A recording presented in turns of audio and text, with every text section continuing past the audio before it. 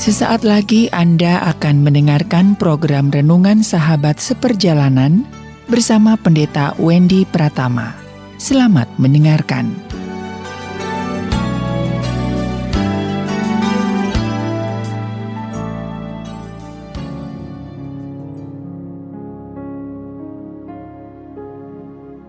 Selamat berjumpa kembali dalam layanan audio Sahabat Seperjalanan. Hari ini adalah hari Sabtu 11 Maret 2023. Tema renungan saat teduh kita dengan judul Anak yang Durhaka.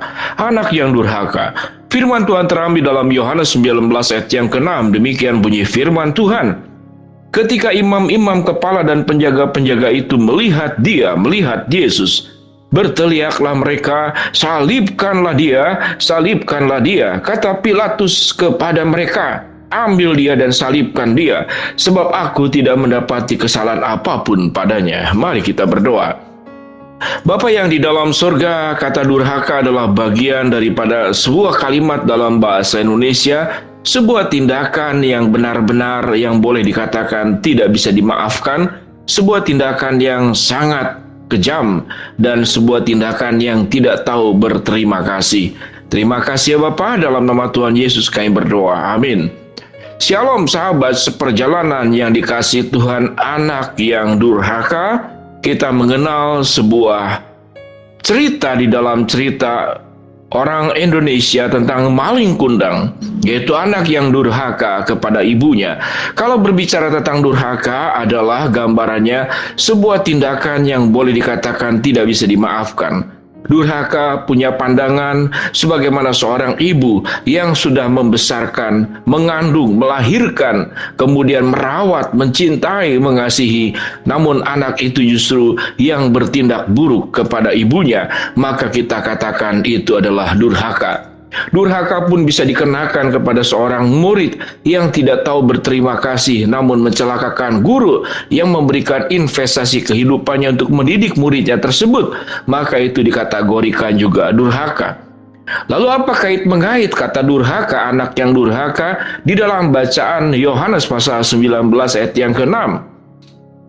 Kita tahu dengan jelas Kristus adalah yang mengandung kita agar kita dilahirkan kembali dan kita mendapatkan keselamatan.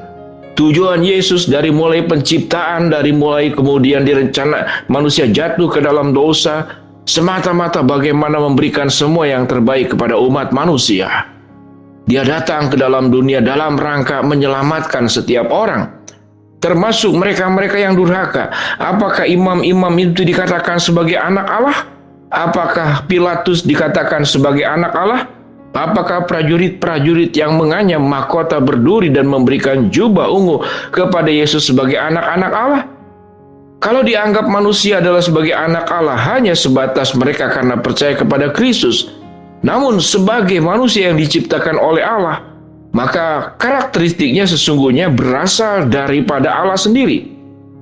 Kalau semua umat manusia, baik yang percaya dan tidak percaya, berasal dari Tuhan, maka bisa juga dikategorikan sebagai anak yang dihasilkan dan diciptakan oleh Allah sendiri. Sehingga tatkala kemudian para prajurit, para imam, bahkan Pilatus sendiri menyerahkan Yesus untuk disalibkan, Pilatus mungkin dikatakan baik, tapi sekalipun juga sebagai pribadi yang jahat. Pilatus tahu dengan jelas bahwa Yesus tidak punya kesalahan apapun, dan berkali-kali diucapkan oleh Pilatus, aku tidak menemui kesalahan apapun pada dirinya. Artinya di dalam hati Pilatus tidak mengizinkan Yesus untuk disalibkan. Namun karena Pilatus takut dengan tekanan massa, bahkan dengan ancaman, kalau engkau tidak menyerahkan Yesus untuk disalibkan, maka engkau bukan sahabat Kaisar, maka engkau termasuk yang melawan Kaisar. Sebuah ketakutan. Pilatus kemudian menyelamatkan dirinya sendiri. Salibkanlah dia. Aku tidak menemui kesalahan apapun pada dirinya. Kedurhakaan adalah sebuah tindakan yang terkadang kita lupa bahwa kita pun sering melakukannya.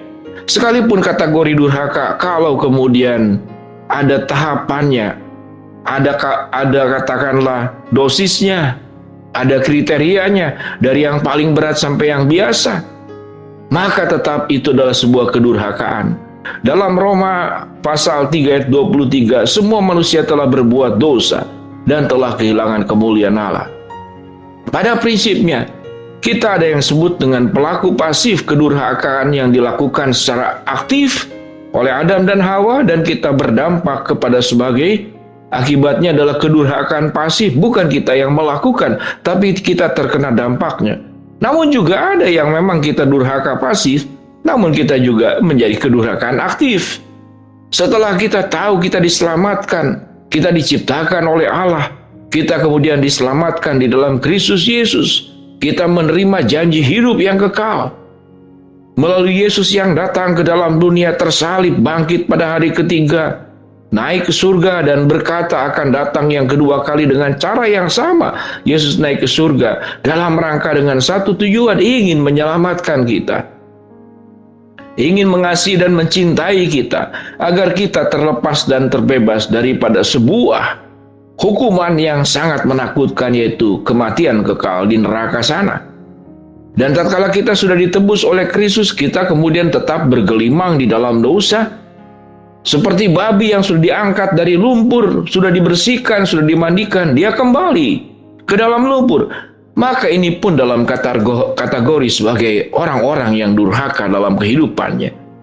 Sahabat seperjalanan yang dikasihi Tuhan, kalau kita boleh mengingat siapakah orang yang pernah sedemikian rupa menyakiti kita. Ada anak-anak yang mencoba untuk menjual mamahnya. Ada anak-anak yang setelah dibesarkan kemudian membuang mamahnya ke panti werda, ke tempat penitipan lansia, bukan karena tidak sanggup, tapi dia tidak mau repot. Ada anggota keluarga yang kemudian karena pertengkaran, karena perselisihan, karena percekcokan, lalu kemudian membunuh anggota keluarganya sendiri. Kalau itu adalah sebuah hukuman yang balas-balasan, kita ditampar kiri, kita kemudian menampar juga pipi kirinya. Kita kemudian dirugikan, kita pun akan melakukan hal yang sama untuk merugikan yang bersangkutan dengan cara yang sama. Balas membalas. Apakah ini dikatakan durhaka? Ini dikatakan adalah sebuah perbuatan dosa. Namun kedurhakaan itu dilakukan adalah tatkala orang yang dicintai, orang yang dikasihi, di mana kita memberikan semua investasi hidup kita, bahkan kita tidak pernah memikirkan untuk kepentingan diri sama sekali. Kalau saya lapar tidak apa-apa, kalau saya mati pun tidak apa-apa, kalau saya berjuang sekeras apapun demi kebaikan orang yang dicintai, aku pun tidak apa-apa. Maka kemudian orang yang bersangkutan melakukan perkara buruk kepada kita. Bagaimana sikap dan juga respon setiap sahabat seperjalanan? Maka kita boleh mengatakan orang tersebut adalah orang yang durhaka. Mari sahabat seperjalanan, kita jangan sampai menjadi orang-orang yang durhaka, yang kemudian melakukan meresponi semua kasih kebaikan, anugerah, pertolongan Tuhan, keselamatan Tuhan, di mana Allah sudah tinggalkan surga, datang ke dalam dunia, tersalib buat kita semua. Namun kemudian hidup kita berusaha untuk menyalibkan Yesus, untuk menyesah Yesus, untuk mengenyahkan Yesus. Mungkin kita tidak se-ekstrim peristiwa penyaliban yang pertama. Namun bukankah tatkala kita melupakan Tuhan, bersungut-sungut, melupakan semua kebaikan Allah, tatkala Tuhan tidak mengikuti apa yang kita inginkan, lalu kita mencerca Tuhan, kita meninggalkan Tuhan, bahkan kemudian kita menghina Tuhan yang sudah menyelamatkan kita. Janganlah menjadi pribadi yang masuk dalam kategori sebagai anak-anak yang durhaka. Mari kita berdoa.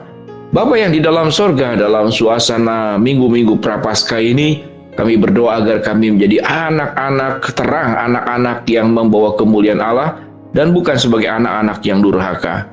Hamba-Mu berdoa buat sahabat seperjalanan yang sedang sakit, Tuhan jamah sembuhkan. Sahabat seperjalanan yang sedang menghadapi masalah, Tuhan bukakan jalan. Sahabat seperjalanan yang sedang memohon berharap sesuatu, Tuhan kabulkan dengan cara dan waktunya Tuhan.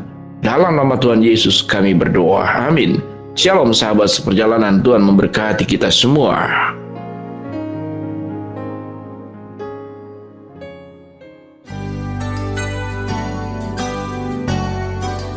Anda baru saja mendengarkan program Renungan Sahabat Seperjalanan bersama Pendeta Wendy Pratama.